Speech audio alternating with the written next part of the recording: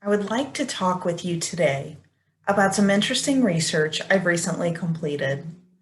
The theme of this research was analyzing how your past does not have to define your child's future. Through survey methodology, I gathered data to support my hypothesis that those that encounter childhood difficulties tend to seek out change in their own parenting practices. What do you see when you look at this photograph? I see a bright-eyed little girl with a whole lifetime stretching out ahead of her. She's pictured at home in her bedroom. You can probably see that she has clean clothes to wear, a warm home, shelter, and her basic needs were being met. If you look closely, you can even see some of her favorite toys peeking out behind her. But let's talk about the things you don't see in this picture. You don't see the tumultuous home, the parents that fought, or the parent struggling with addiction. You don't see that little girl so afraid of a parent that yelled and screamed that she would run and hide in her room to escape. You don't see a parent involved in criminal behavior that tore the family apart, leading to separation and subsequent divorce. The little girl in this picture, it's me. I am the real person behind this story. And this is what drove me to do things drastically different in my own life and my own family. I've met numerous people in my life with similar stories, and it sparked a deep passion in me to help people understand that their past does not have to define their child's future. There are numerous challenges that can be experienced in childhood. There can be internal factors that impact you directly, such as abuse or bullying. But there's also external factors, parents that fight or the death of a loved one. In the interest of learning more about these childhood experiences, I surveyed 141 people across 11 categories of challenges. Today, I'd like to share some of what I've learned with you. The data showed that the most commonly claimed challenge was people affected by parents fighting in their home. The survey showed that this impacted 53 people. Conversely, the smallest challenge claimed was 4 people, and that was living in foster care. Many of those sharing that they struggled with childhood challenges reported being affected by not just one, but numerous difficult situations. In fact, of the 128 completed surveys, 75% said they were affected by these challenges. While working through this project, I was introduced to an interesting study by the CDC. The ongoing study has thousands of participants and it details adverse childhood experiences. This study suggests that over 60% of American adults have experienced at least one of these ACEs, and nearly 17% have experienced 4 or more. These experiences vary in intensity, but they can contribute to chaotic households, maladjusted children, and long-term repercussions to health and wellness. Scars left by these very challenges led me to decide at an early age I wanted a very different life for myself. I wanted it different when I was an adult, and more so when I was a parent. In marriage, I was intentional.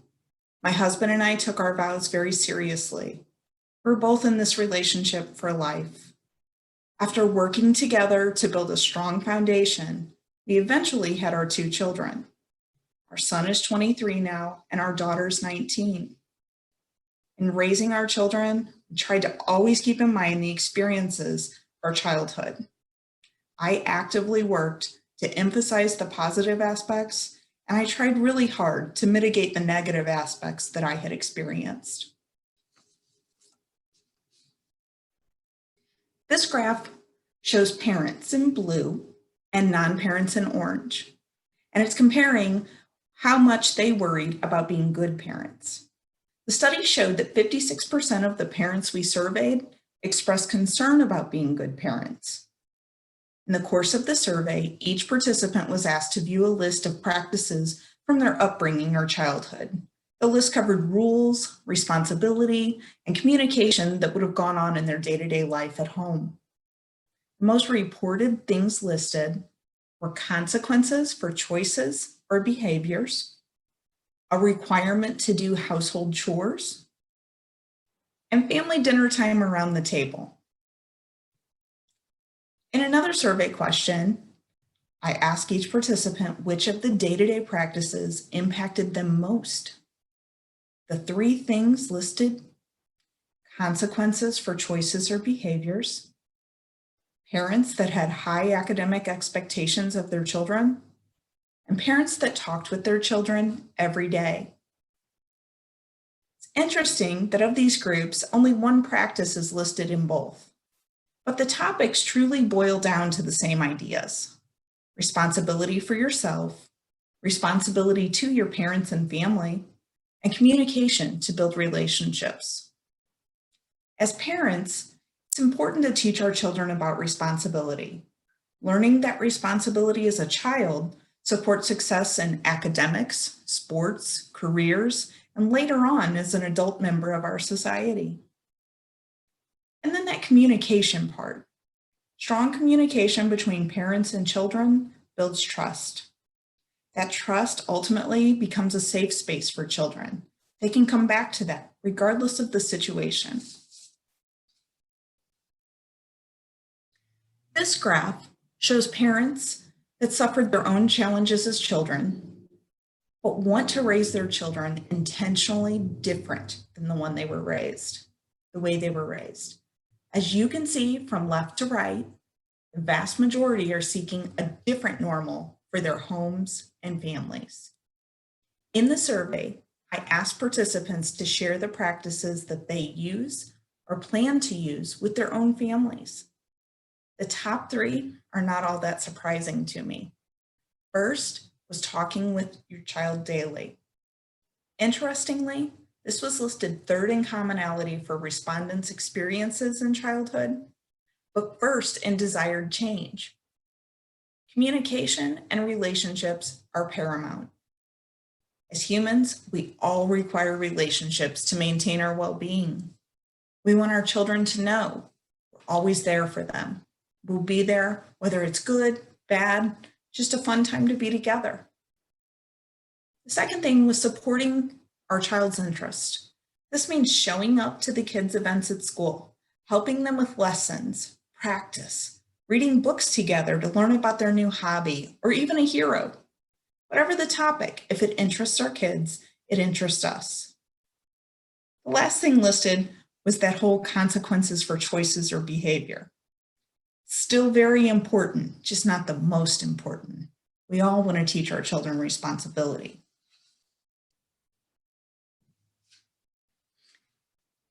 Working through this project has been eye-opening. Clearly, I faced some really difficult things growing up, but so have many others. Posting this survey to social media prompted new and thus opportunities for me to learn more. While I included many common issues and lifestyle comparisons, I missed some things that would be interesting to include or examine if I had an opportunity for expanded research. One of the first to participate in the survey was a friend. She said she had done the survey, but wanted to share something she noticed. I included a question asking about many things that are practiced in parenting children. Further, I asked if respondents would share the 3 things practiced that they felt impacted them most. My friend said she didn't have any of those practices in her childhood home, and that I hadn't allowed for someone to choose not applicable or none of the above. When I was crafting this survey and project, it had not occurred to me that a home could be so dysfunctional, someone would not be able to speak to any regular practices happening in their home. Another person reached out to say, I should have allowed a choice for someone to mark that they were so affected by challenges they had decided against being a parent. I hadn't considered that someone might decide They don't want to be a parent due to their experiences. Yet another conversation happened with a friend. She shared that her upbringing was riddled with neglect.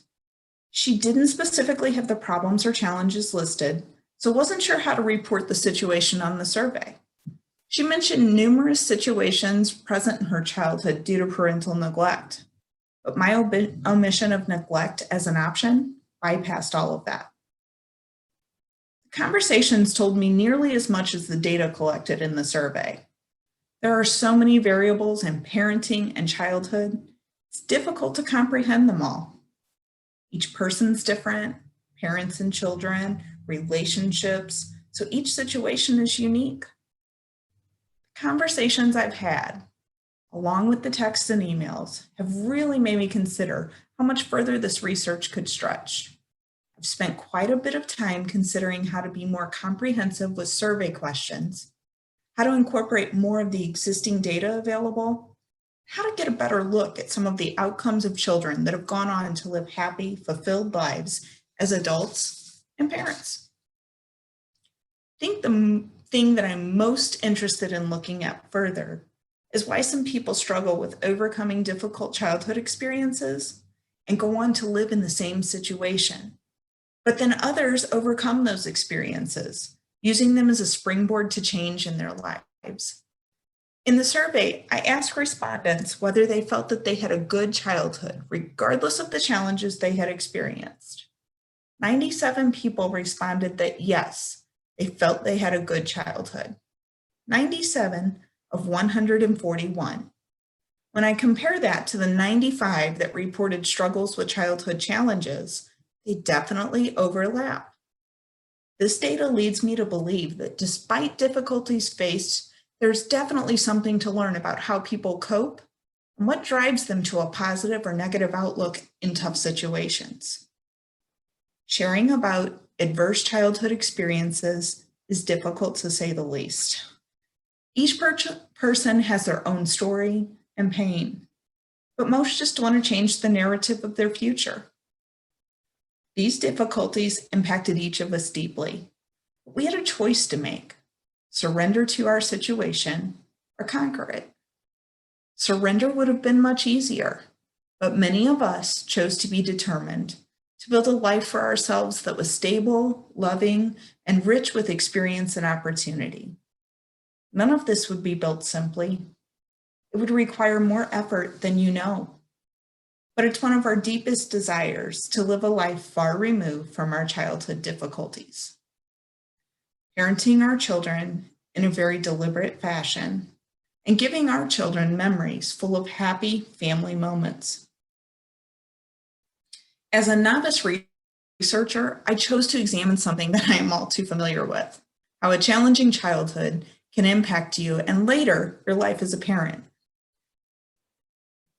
It's my belief that most people that endure hardship as children harbor great concern over their ability to parent and become very intentional with their efforts when they do become parents. I hope you leave here today with the knowledge that your past does not define your child's future.